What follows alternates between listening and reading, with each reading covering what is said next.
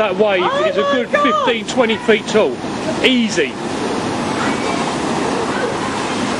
We live in an unpredictable world where disaster can strike at any time. Catastrophes can be natural, like the South Asia tsunami that left over 300,000 people dead in 2004. Or they can be man-made, like the 2006 war between Israel and Hezbollah fighters, which caused huge suffering and damage, particularly in Lebanon. But whatever the cause, getting help to victims is always a race against time. The aid and assistance that arrives in a disaster zone in the first hours and days is vital.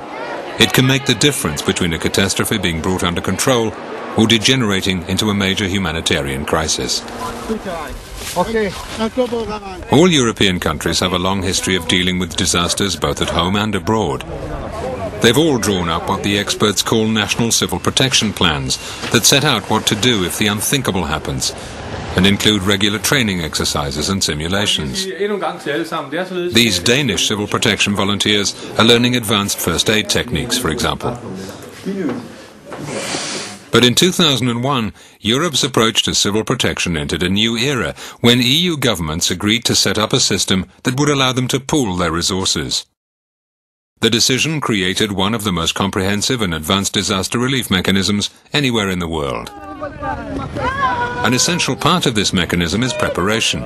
Today, disaster relief experts from across the European Union regularly train together so that they can efficiently work hand in hand when tackling catastrophes. Here, for example, experts from Austria, Spain, France, Italy, Greece and Sweden are taking part in an exercise designed to help them deal with a suspected biological weapons attack. At the heart of the EU's new coordinated civil protection system is this rather small room in a European Commission office building in Brussels. It's called the Monitoring and Information Centre, or MIC for short, and it plays a vital role in helping the EU to help disaster victims. What you need is to bring... The MIC is where emergencies are managed. From here, we send requests for help to member states. We gather requests from countries asking for help, and we try to match them with offers of assistance. We work together for the common objective, which is to offer help where it is needed. Since its creation, the MIC, which is staffed 24 hours a day, 365 days a year, has coordinated the EU's response to many major civil protection operations. Aside from the tsunami, it was involved with aid to victims of Hurricane Katrina, which ripped through much of the southern United States in 2005. It also helped manage EU civil protection assistance to victims of the Lebanon war, and has been involved in relief operations following major earthquakes that shook Morocco, Iran and Algeria.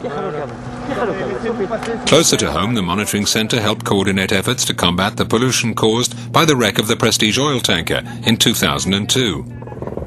It was involved recently in the fight against forest fires in France, Portugal and Spain. It's also played a key role in disaster relief work following the floods that have affected many regions of Europe in recent years. Peter Kors-Klesen is a Danish civil protection expert. He's been sent to disaster zones all over the world, and most of his operations have begun at this training facility near the city of Billund. The centre boasts a warehouse full of specially packed equipment, everything from field toilets to tents, to generators, to satellite telephone links. All of it ready to fly anywhere at a moment's notice alongside Mr. Kors-Klesen or his colleagues.